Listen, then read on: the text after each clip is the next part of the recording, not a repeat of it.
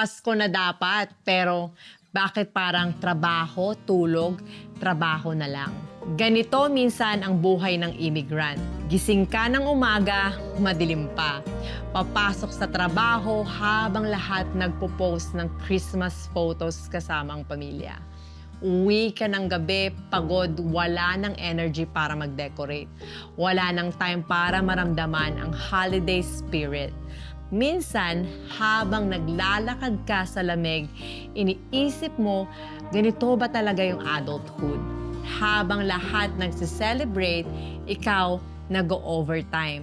Habang sila nag-aagawan sa handa, ikaw nagbabalot ng regalo na binili mo gamit ang budget na dapat pang groceries. Minsan, napapaisip ka kung bakit parang trabaho, tulog, trabaho na lang ang routine mo. Even sa season na dapat puno ng saya.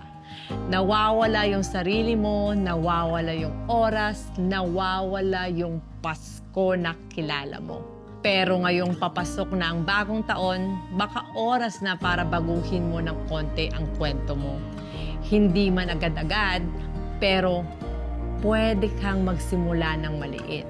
Isang araw para sa sarili mo, isang araw para huminga, isang moment para maalala na hindi ka mahina.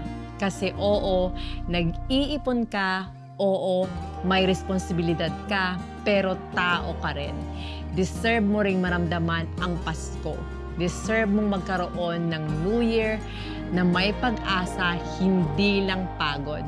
This New Year, make sure hindi mo makalimutan ang sarili mo. This New Year, hindi lang sa trabaho umiikot ang mundo mo. This New Year, panahon na para ikaw naman ang bumawi sa sarili mong kaligayahan.